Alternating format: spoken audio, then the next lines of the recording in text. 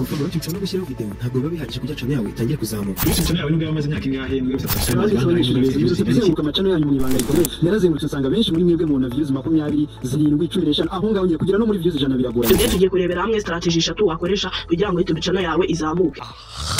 Angabo content creator bo mu Rwanda birirwa batugira inama ngo z'ukuntu wabona views ariko byaratunaniye. Nakoze ama content atandukanye na uploadinze ama short baba bambwira na uploadinze ama long form baba bambwira ariko byaranze. Gusa nawe niba umuntu navumbuye ibanga batatubwira ngiye kukwereka uburyo butatu bwonyine bwatuma uzibona izo views. Gusa nibyanga uzahita YouTube uyireka ujye kwihingira ubunyobwa.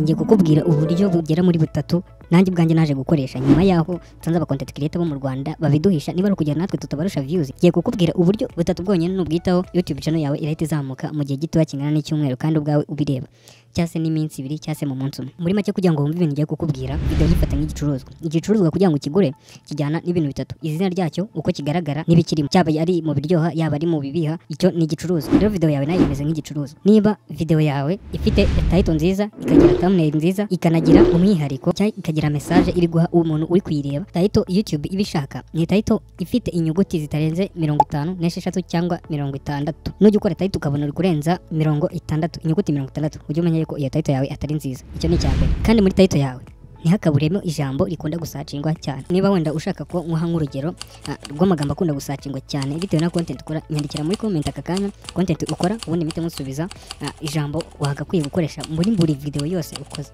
ku buryo video yawe yajya isacingwa cyane ikaba yabonwa na buri muntu. Icyo ni cyambere. Iyo ni title turangije. Thumbnail none, thumbnail igomba kuba irimo amagambo atari n'akavuyo kenshi, agomba kuba ari nk'amagambo 3. Title yawe ni karenze amagambo 3 aba yanditse ku ifoto. Thumbnail nyine ni foto n'ubundi igaragara mbere yuko ufungura video. Kandi ujye wita ku mabara ukoresha muri thumbnail. Thumbnail yawe rero niba utazi kuyikora wanyandikira nabwo muri comment nakubwira technique ushobora kuba wakoresha. Ariko n'ubundi mu minsi mike cyane ngiye kubategura video igaragaza uko wakora thumbnail nziza kandi uyikoreye ukoresha telefone cyangwa se machine. Ikindi kintu twagaruka kugira ngo video yawe ibe yarebwa cyane, gushyira message muri video ya nyayo kandi ije kugira umuntu ifasha imukuye ahantu hamwe ikamushyira ahandi. Ntukore video urebeye kuri mugenzi wawe ngo yarayikoze. Nyine yarayikoze nawe kuri yawe wimureberaho wikora ibyawe. Niba ushaka kumenya aho wakura igitekerezo udakopeye kuri mugenzi wawe kuri video yakoze, ukaba wowe ubwawe wakihimbira igitekerezo cyawe kandi kikaba cyafasha umuntu, nyandikira nabwo muri comment ndahita ngufasha. Niba ibi bintu mubwiye utarusanzwe ubikora, binyandikira muri comment ko utarusanzwe ubikora. Kandi iyi video mu making sure yuko irajya kuri buri umwe ikamufasha. Niba wita kuri ibyo bintu bitatu nabwo uzaza unshimire kuko ndabizi views uzatangira kuzibona mu minsi 2 cyangwa ku minsi 4. Ntabwo bizarenga iminsi 4 ni wita kuri ibi bintu mubwiye. Ciao. Kanda subscribe niba koko ngufashije, na kandi like nino video isangize mugenzi wawe. Ciao. Boom.